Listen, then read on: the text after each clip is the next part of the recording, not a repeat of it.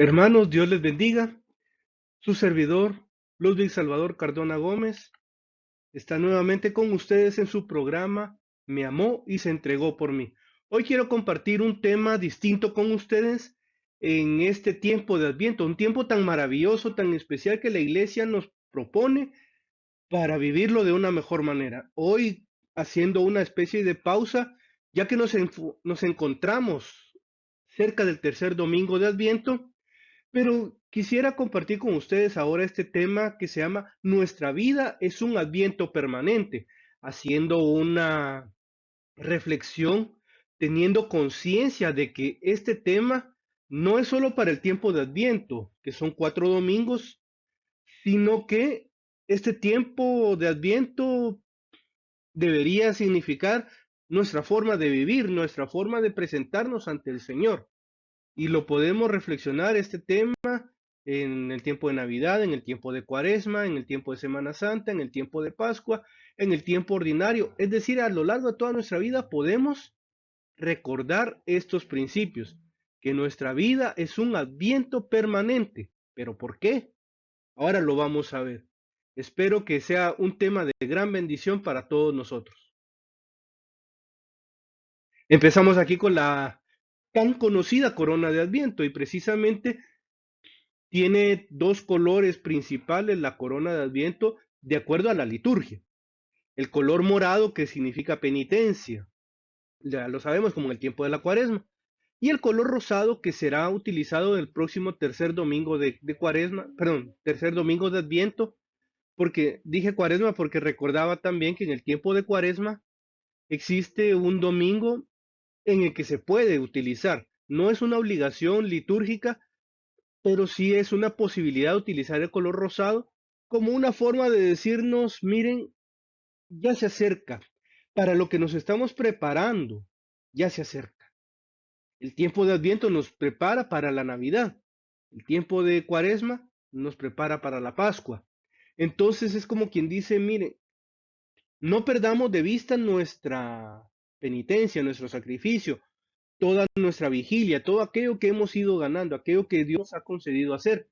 Pero eso sí, veamos que el camino, que la meta ya está cerca. Adviento. La palabra adviento proviene del latín adventus, que puede significar venida o espera. Venida, venida de qué o de quién? Pues del Señor Jesús. Él que como dice su palabra vendrá revestido con todo poder y gloria al final de los tiempos. Entonces nosotros le estamos esperando y por eso es que les digo que este tiempo de Adviento bien puede significar nuestra actitud de vida, la que deberíamos tener a lo largo de todo el tiempo que estemos en esta tierra, porque siempre deberíamos estar nosotros atentos para nuestro encuentro con el Señor Jesús. El libro del Apocalipsis nos trae unas palabras maravillosas.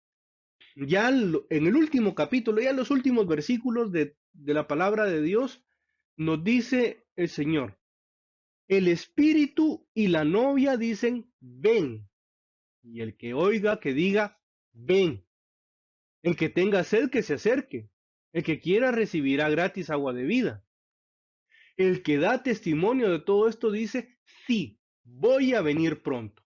Amén. Ven, Señor Jesús. Que la gracia del Señor Jesús sea con todos. Amén. Apocalipsis capítulo 22, versículo 17 y versículos del 20 al 21. El Espíritu con mayúscula, cuando la palabra de Dios menciona el Espíritu con mayúscula, se quiere referir al Espíritu Santo, Señor y dador de vida, como lo decimos en el credo todos los domingos y algunas fiestas de precepto. El Espíritu Santo es aquel que nos enseña, que nos motiva a decirle al Señor, ven Señor Jesús, ven, ven, no tardes, ven, ven Señor, no tardes, dice aquel himno de la liturgia tan maravilloso que tiene alguna letra, perdón, que tiene alguna música, la letra es de la liturgia, pero tiene alguna música que algunas personas han dicho que no es católica, que es de un origen protestante, para no decir pagano, Entonces que no se cante aquel ven, ven Señor, no tardes, ven, ven que te esperamos. Ese canto tan maravilloso, pero al margen de eso, que no quiero referirme a temas musicales tanto en este tema, sí es importante que el Espíritu Santo es quien nos motiva a que le digamos al Señor, ven, ven Señor Jesús. Pero ¿quién es esta novia? La novia, lo dice el Evangelio en diversas ocasiones, en diversos pasajes. Cuando el Señor Jesús pone la parábola aquella del novio que salió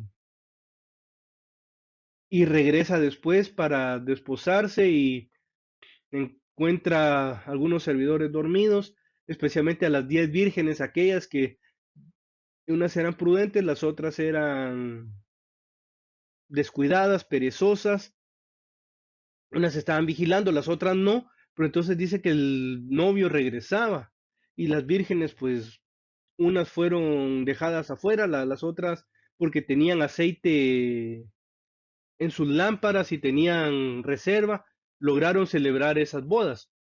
O también aquel otro pasaje cuando dice que el rey estaba preparando la boda de su hijo e invitó a todas las personas que había considerado originalmente y ellas se excusaron diciendo una serie de razones y motivos por los cuales no accedieron a esta invitación. Luego el Señor dice, salgan e inviten a todos los que estén en la calle. Y entonces se celebran las bodas de su hijo. Y en el libro del Apocalipsis, capítulo 19, vamos a hablar de las bodas del Cordero. Las bodas del Cordero, el Señor Jesús, que se casa con su novia, que es la iglesia. Entonces ya tenemos una enseñanza aquí. El Espíritu Santo le enseña a la iglesia a decir, ven, a suplicar, a clamar que el Señor Jesús venga. Ya después veremos en qué forma puede venir el Señor. El que tenga sed, que se acerque. El libro del profeta Amós en el capítulo 8 va a decir, en aquellos días, dice el Señor, pondré en mi pueblo hambre y sed, pero no de pan, sino que pondré hambre y sed de escuchar la palabra de Dios. Pues aquí lo está diciendo nuevamente el Señor Jesús. El que tenga sed, que se acerque. San Juan 7:37 también lo dirá. A todo aquel que tenga sed, venga a mí y beba, porque del seno de aquel a quien yo le dé, brotarán de su seno ríos de agua viva, dice el Señor Jesús. Dice, recibirá gratis agua de vida. También dice que el que da testimonio de todo esto, dice, sí, voy a venir pronto. ¿Y quién es el que da testimonio? El Señor Jesús. Por eso la iglesia responde, amén, ven Señor Jesús.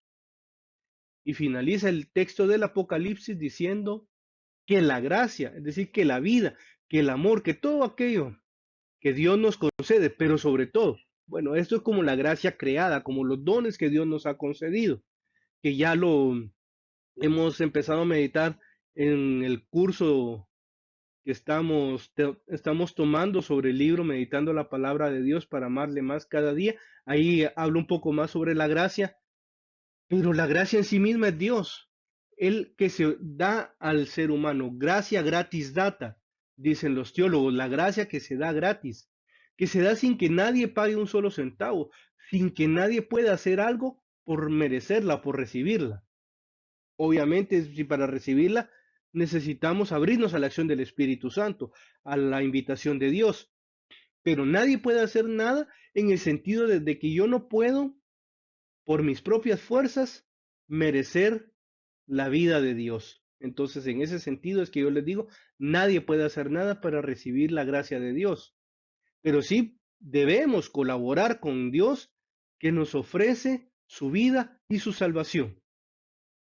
Y la palabra de Dios termina con amén.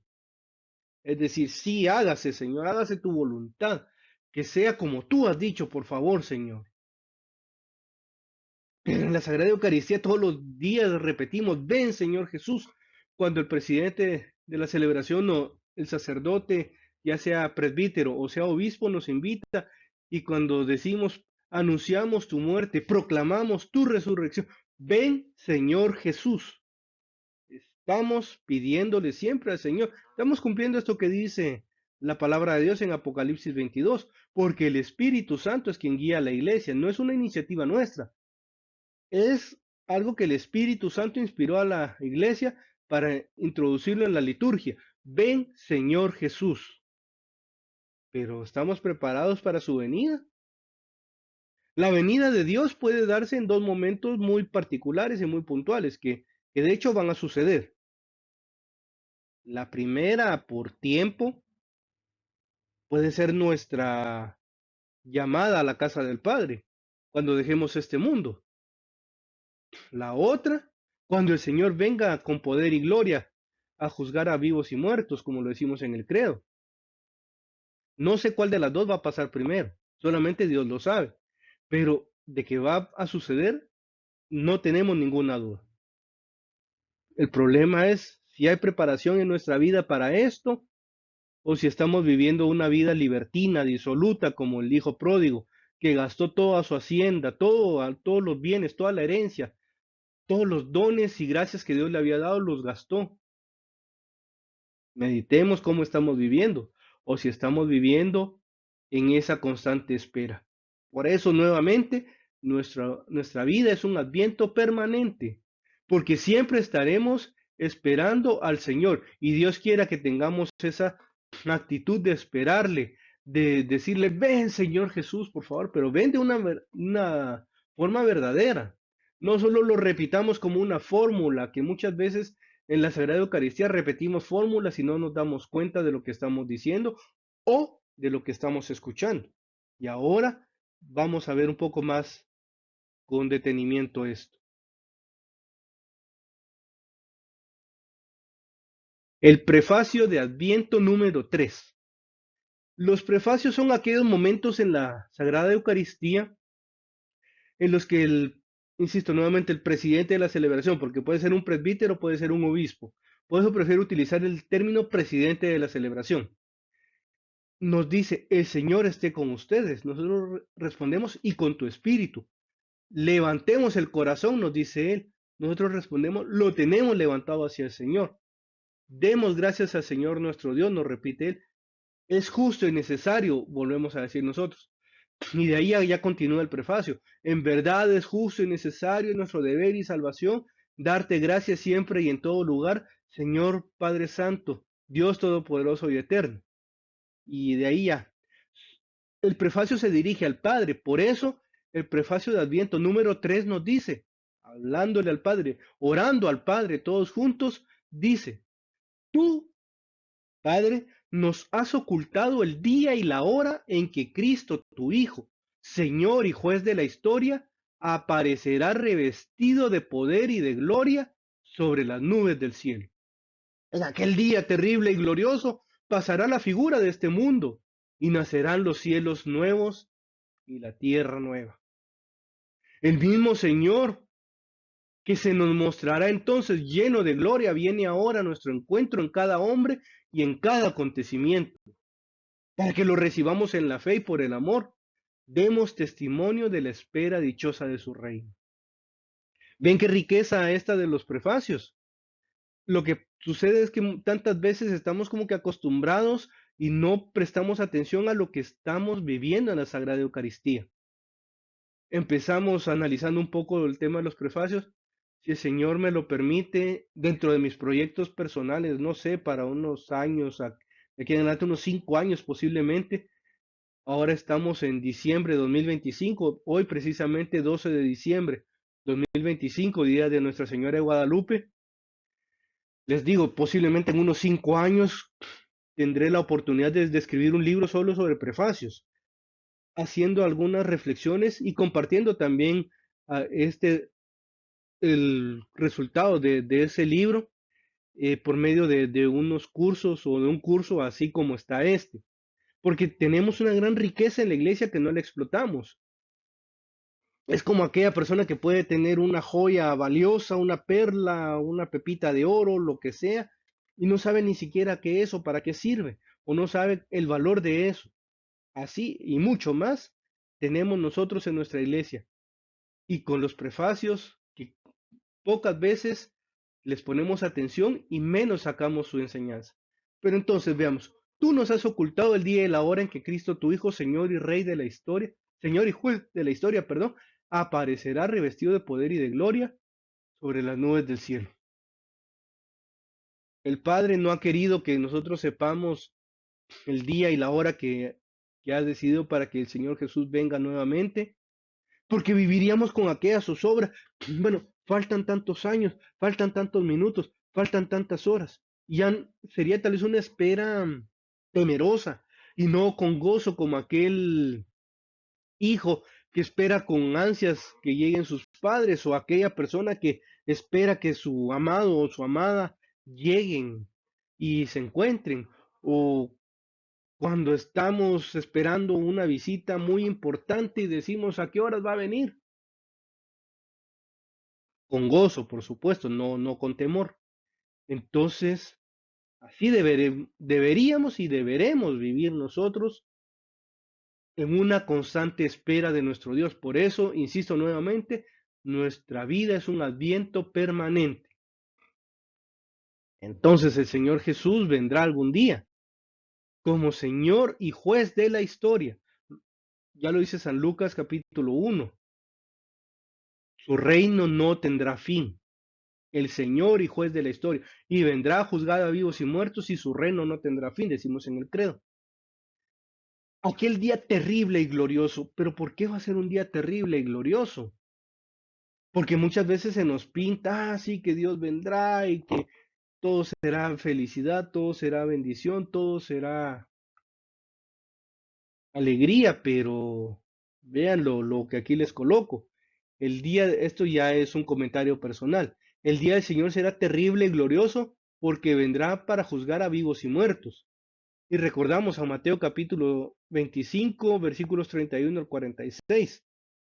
El juicio final, la parábola sobre el juicio final. El Señor Jesús dice, en aquel día pondrá a unos a su derecha y les dirá, venid benditos de mi Padre a recibir y a gozar del reino que ha sido preparado para ustedes, porque tuve hambre y me dieron de comer, tuve sed y me dieron de beber, estuve desnudo y me vistieron, fui forastero y me dieron hospedaje, estuve enfermo y me visitaron, estuve en la cárcel y me ayudaron. Es decir, las obras de misericordia, pero también dirá a otros que los pondrá a su izquierda, id malditos al castigo eterno, preparado para el demonio y sus ángeles, perdón. Porque, y de ahí dice todo, que fui forastero y no me dieron hospedaje, estuve hambriento y no me dieron de comer, sediento y no me dieron de beber, estaba desnudo y no me vistieron. Es decir, para algunos será un día glorioso, pero para otros será un día terrible. Para aquellos que no viven de acuerdo a la voluntad de Dios, de acuerdo al Espíritu Santo, será un día terrible.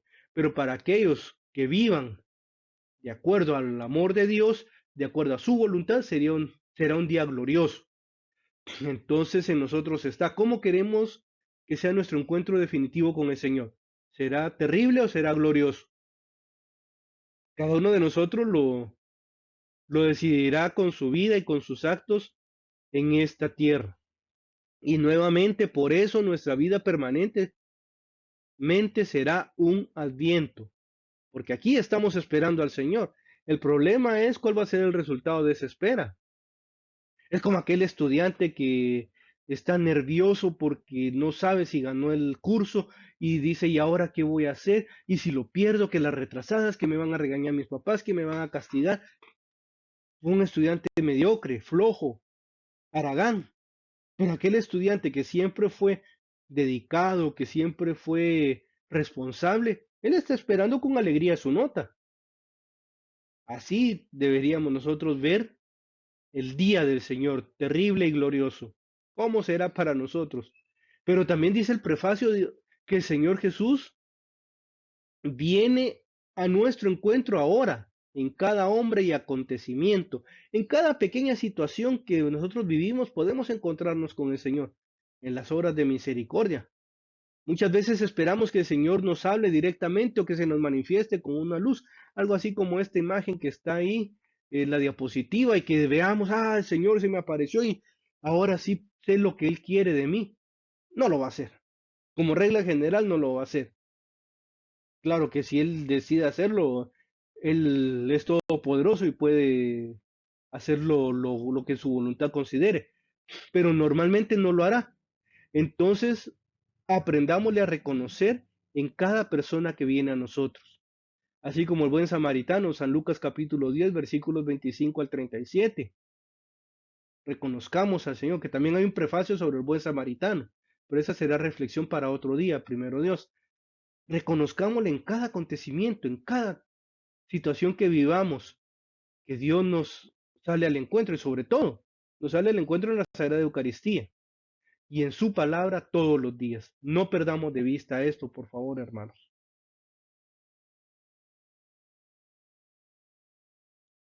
El Adviento es un tiempo de espera, pero no de angustia ni desesperación, porque dice en la palabra de Dios en el libro del profeta Nahum, un profeta que tal vez algunos no habían escuchado mencionar su nombre, se lee muy poco sus textos en la Sagrada Eucaristía. Es muy poco que se lea el libro del profeta Nahum. El libro del profeta Nahum, físicamente hablando en la palabra de Dios en el Antiguo Testamento, se encuentra entre el libro del profeta Miqueas y entre el libro del profeta Habacuc. Es uno de los llamados 12 profetas menores. El libro del profeta Miqueas es leído sobre todo en el Evangelio de la Nochebuena, cuando el rey Herodes manda llamar a los sacerdotes y a los sabios del pueblo de Israel y les dice, díganme dónde debe nacer el Mesías. Y cuando ellos le responden, en Belén, porque así lo escribió el profeta. Cuando dicen el profeta, se refieren al profeta Miqueas. Miqueas capítulo 5, versículos del 1 en adelante. Y tú, Belén, tierra de Judá, no eres la menor entre las tribus de Israel, porque de ti saldrá el pastor que ha de guiar a mi pueblo, y de ahí sigue. Ese es el libro del profeta Miqueas. Y el libro del profeta Habacuc se recuerda de dos maneras que quiero mencionar en este momento. Al inicio de su libro, nos recuerda aquello de que el justo vivirá por la fe, que San Pablo posteriormente en la carta a los Romanos, en el capítulo 1, tomará ese texto, reinterpretará ese texto, lo que los especialistas, los estudiosos, los biblistas llaman una reinterpretación del Antiguo Testamento en el Nuevo Testamento. Y también el libro del profeta Habacuc, bueno, en el primer capítulo sobre todo empieza a reclamar, Señor, ¿y por qué toda esta situación que pasa? Violencia, muerte, la vida tan cara, y empieza a alegar como que le estuviera reclamando al Señor y le estuviera dando los titulares de los periódicos de este tiempo.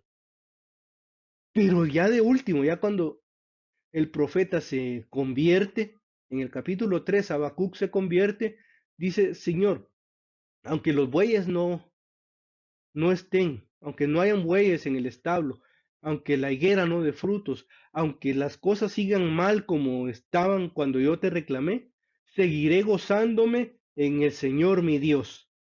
Entonces vemos estos dos profetas, los libros de estos profetas, entre ellos se encuentra el libro del profeta Nahum. Y en el capítulo 1, versículo 7 del profeta Nahum, es un libro muy corto, unos 3 capítulos tendrá sobre todo, dice Nahum 1:7, bueno es Dios para quien lo espera, un refugio el día de la angustia, conoce a los que a él se acogen. Qué maravilloso. Bueno es el Señor para quien lo espera. Nosotros lo esperamos. Y si lo esperamos, ¿cómo lo esperamos? Con interés, con miedo, con angustia, con alegría, con gozo, con bendición. Es un refugio el día de la angustia. Recuerda el Salmo 46, cuando dice que el Señor es nuestro refugio. Entonces, ¿en quién nos refugiamos nosotros? Primera carta de San Pedro, capítulo 5, versículo 7 dice, depositen en Él, o sea, en Dios, todas sus preocupaciones, pues Él cuida de ustedes. ¿Lo hacemos o no lo hacemos? Conoce a los que a Él se acogen. Es decir, si nosotros decimos, Señor, por favor, yo no puedo con esta situación. Por mis propias fuerzas yo no puedo. Me reconozco incapaz, me reconozco impotente. No puedo, Señor. Solo tú puedes. Ahí Dios nos conoce y Dios nos concede su gracia para salir adelante. Qué bello texto el del profeta Nahum. Ahora veamos un posible origen del tiempo del Adviento. Buscando en internet encontré información sobre que ya en el año 380, en el siglo IV, en el Concilio de Zaragoza se menciona que había un tiempo que era preparatorio para la Navidad, que venía desde el 17 de diciembre, es decir, 8 días antes de la Navidad, en el cual se decía a los cristianos que asistieran a todas las reuniones de la iglesia, la Sagrada Eucaristía, oraciones, actos de fraternidad, eh, otro tipo de reuniones que pudieran existir, las cuales se prolongaban hasta el 6 de enero. Pero vemos desde el 17 de diciembre, era un pequeño adviento el que se tenía. Concilio de Zaragoza, vean, año 380, hace ya casi, bueno, hace poco más de 1600 años de eso que se empieza a celebrar el adviento. No de la forma en la que lo tenemos ahora, pero ya era un inicio. Y en Francia, San Gregorio de Tours, allá por los años, por el año 500, me imagino, por la vida de San Gregorio, perdón, San Antonio, es decir, de San Gregorio, podríamos estar hablando desde el año 570, 580, pudo haber iniciado esta práctica. Francia, un país vecino de España, se menciona que hay un periodo de ayuno a partir del 11 de diciembre, 2 semanas antes de Navidad. Esto le dio a un mayor realce al Adviento como un tiempo de penitencia. Aunque se habla que ya en el siglo IV en Roma había una celebración de la Navidad, que poco a poco se iba enriqueciendo de manera más espiritual, más teológica, el memorial del Nativitas Domini, es decir, el nacimiento del Señor. Ahí más o menos se van diseñando ya algunos criterios de la liturgia. Vemos que no es una celebración que empezó hace 50, 100 o 200 años, sino que lleva poco más de 1600 años ya celebrándose en la iglesia. Pero Dios en este tiempo y a lo largo de toda nuestra vida, por supuesto, nos invita a dar muestras de una sincera conversión, como dice San Lucas capítulo 3, versículo 8, que no perdamos el tiempo y no perdamos de vista este tiempo tan maravilloso en fiestas y actividades paganas, fiestas, convivios, compras excesivas e innecesarias. Ahora que estamos viendo que ofertas, compre esto, compre aquello, todos los comerciantes quieren llevarse el aguinaldo. Y en tantas ocasiones la gente se queda sin deudas, perdón, sin dinero y con deudas. Qué bueno que nos quedáramos sin deudas, ¿verdad? O se quedan sin deudas que puedan pagar también, ¿verdad? Esa es otra situación. Porque se dedican a hacer compras que no necesitan, compras superfluas y al final viene lo que se llama la famosa cuesta de enero, que les cuesta ir ahí caminando para llegar a finales de enero, porque en este tiempo perdieron de vista el motivo de la celebración, que es el nacimiento del Señor Jesús. Así como se muestra en esta imagen, San José y la Santísima Virgen María están con esa espera gozosa. Pero ellos ya saben, la Santísima Virgen tiene en su seno al Señor Jesús. Así deberíamos vivir nosotros el Adviento y no en tantas actividades en las que abunda cigarro, licor, drogas y tantas barbaridades que hay en estos tiempos. Mejor tengamos, como dice la carta a los Hebreos capítulo 12, fijos los ojos en Jesús, el que motiva nuestra fe y la lleva a la perfección. Otro prefacio, el prefacio de Adviento número 1. Hasta donde yo recuerde, 4 prefacios de Adviento, y solo vamos a meditar un poco sobre el 1 y el 3.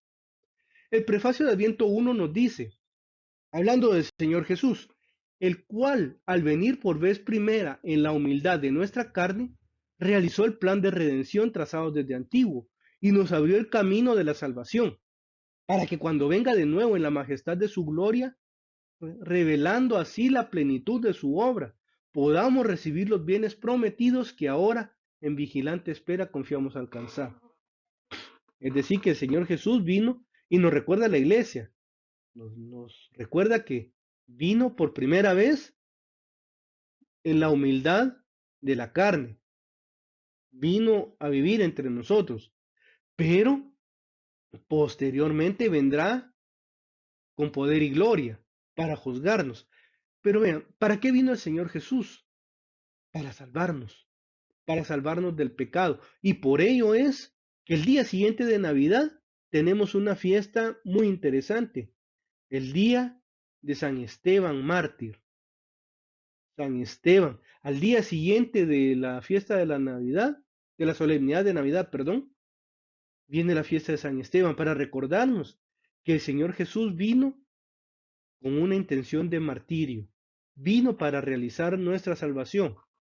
Día 27, San Juan Evangelista, para recordarnos que esta redención tiene que estar fundamentada y nuestra vida de oración, nuestra vida espiritual debe estar cimentada en la palabra de Dios, con el evangelista que le han llamado el gran teólogo.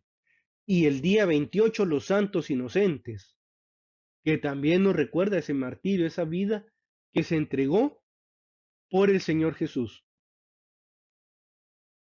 Pero con todo este camino de salvación, dice aquí la iglesia, con todos estos recuerdos, estas memorias de lo que es el martirio unido a la palabra de Dios, el Señor Jesús con su muerte y resurrección en la cruz del Calvario nos abrió el camino de la salvación.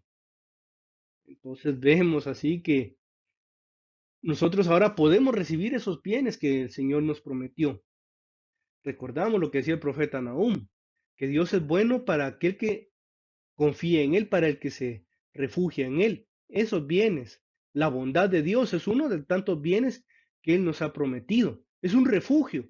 Esa bendición de tener a Dios como nuestro refugio, como el que nos defiende, es uno de los bienes que nos tiene prometido. Porque ahora en vigilante espera, nosotros confiamos alcanzar. Estamos en vigilia, pero esperando el nacimiento del Señor Jesús y también nuestra salvación eterna.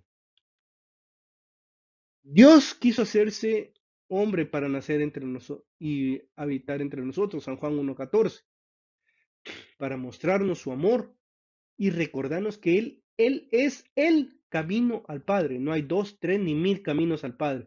Él es el camino, la verdad y la vida. No es que todas las religiones llevan a Dios. Un camino hay, el Señor Jesús. Y no lo podemos negar ni lo podemos olvidar. No podemos callar esta verdad. Entonces no hay que perder de vista este tiempo de conversión. Dios nos llama a que nos reconciliemos con Él y que busquemos su rostro. San Pablo, segunda carta a los Corintios, capítulo 5, versículo 20, reconcíliense con Dios. Hay que recordar este texto, que sobre todo se lee el miércoles de ceniza, pero también es un texto para cualquier época del año. Reconciliémonos con Dios. Pero ahora está también cómo nos queremos encontrar con el Señor al final de la historia. Ya lo veíamos. O es cuando nosotros seamos llamados a la casa del Padre, o será cuando Él venga con todo poder y gloria. ¿Cómo nos vamos a encontrar con Él? Depende de nosotros empezar a vivir como hijos amados de Dios, esforzándonos por imitarlo, como dice la carta a los Efesios capítulo 5, versículo 1. ¿Queremos vivir así o queremos vivir a espaldas de Dios? Como el texto que estamos meditando en, en este curso de meditando la palabra de Dios para amarle más cada día. De nosotros está Deuteronomio capítulo 30, versículos del 15 al 20. Es el texto que estamos meditando y que hoy hicimos una pausa para reflexionar sobre el Adviento como una actitud permanente de nosotros. ¿Cómo queremos vivir? ¿Frente a Dios o a espaldas de Él? Esa es una decisión de cada uno de nosotros. Adviento, tiempo de espera. El Catecismo de la Iglesia Católica nos enseña en el número 524. Al celebrar anualmente la liturgia del Adviento, la Iglesia actualiza esta espera del Mesías, participando en la larga preparación de la primera venida del Salvador. Los fieles renuevan el ardiente deseo de su segunda venida, celebrando la natividad, es decir, la Navidad, y el martirio del precursor. La iglesia se une al deseo de éste, es preciso que él crezca y que yo disminuya. San Juan 3:30 es este último texto. Entonces vemos la iglesia nos recuerda nuevamente que el Adviento nos prepara para las dos venidas del Señor. De hecho, si no estoy mal, es el segundo prefacio de Adviento el que habla de las dos venidas del Señor. Entonces, ¿cómo estamos viviendo? ¿Cómo queremos vivir? ¿El ardiente deseo de su segunda venida es algo que está presente en nuestros corazones o no? Si no es así, pidámosle al Espíritu Santo que nos llene de esa bendición, que nos dé esa gracia de vivir como la Santísima Virgen María, que el Adviento sea un tiempo de esperanza y ahora que estamos ya finalizando el año jubilar, casi lo estamos finalizando, el año de la esperanza, confiémonos en la Santísima Virgen, una de las grandes protagonistas del tiempo del Adviento, que de hecho ahora ya veremos una nota un poco más litúrgica sobre el tiempo del Adviento, cuándo se celebra. Tenemos que hablar primero que son cuatro, por lo menos son 4 domingos, pero dependen de Navidad. El Adviento se celebra en función de la Navidad. Y aquí hay unas fechas interesantes. El primer domingo de Adviento, lo más temprano que puede iniciar es el 26 de noviembre, porque en este caso los domingos de Adviento serían 26 de noviembre, 4, 11 y 18 de diciembre, para que el domingo 25 de diciembre se celebre la Navidad, cuando suceda de esta forma. Y lo más tarde que puede iniciar el tiempo del Adviento es el domingo 3 de diciembre, porque sería domingo 3, 10, 17 y 24 de diciembre, los 4 domingos de Navidad. Siempre van a haber 4 domingos de Navidad, perdón, 4 domingos de Adviento, previos a la Navidad. Por eso, recordamos, el Adviento está en función de la Navidad, pero no lo tengo en diapositiva, solo lo explico de esta forma. Desde el primer domingo de Adviento hasta el día 15 de Adviento, perdón, hasta el día 15 de diciembre, que no sé, ocuparían unos 10, 12 días más o menos, no 15, como 10, 12 días, o sí, podrían ser unos 15, dependiendo cuando inicia el Adviento, del primer domingo de Adviento hasta el 15 de diciembre, la liturgia se centra en la segunda venida del Señor Jesús. Ahí está un poco más enfocada todas las lecturas, las oraciones, los prefacios, toda la liturgia va encaminada a la segunda venida del Señor Jesús, con textos que nos hacen referencia a eso. Del 16 al 24 de diciembre ya se cambia de una forma distinta para la octava de Navidad. Entonces, ya ahí se celebra y toda la liturgia cambia en espera de la Navidad. Ya son textos un poco más enfocados al nacimiento del Señor Jesús. Y ahí es donde toma un mayor protagonismo la Santísima Virgen María. Porque en la primera parte del Adviento, el profeta Isaías, San Juan Bautista son como que los que nos recuerdan, preparen el camino del Señor. Pero también la Santísima Virgen María, con su dulce espera, con este tiempo de esperanza, ella nos recuerda que el Adviento se vive y se celebra para el encuentro con el Señor. De una primera forma, ya lo hemos meditado varias veces, para la Navidad, pero de una manera definitiva, para nuestro encuentro con el Señor. Espero que estas reflexiones sean de bendición para nuestras vidas y aprovechemos este tiempo.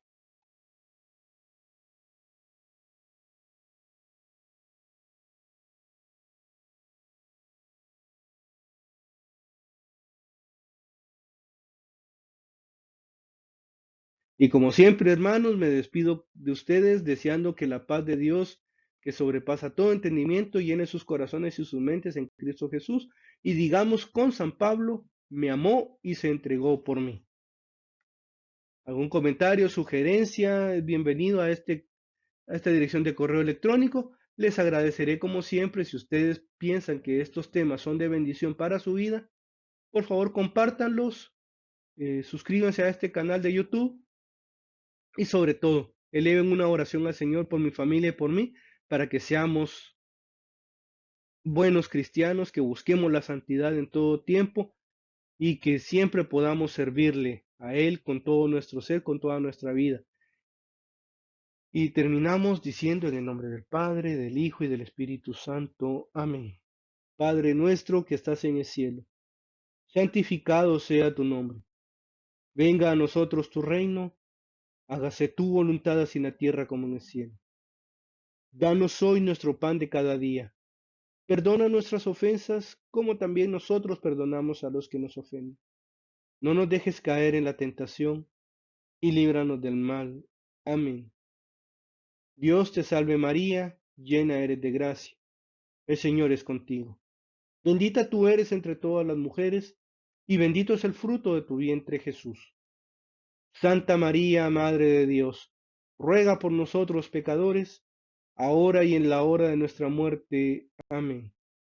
Gloria al Padre, gloria al Hijo, gloria al Espíritu Santo, como era en el principio, ahora y siempre, por los siglos de los siglos. Amén. En el nombre del Padre, del Hijo y del Espíritu Santo. Amén. Dios les bendiga hasta una próxima ocasión. Que la paz de Dios esté con todos nosotros.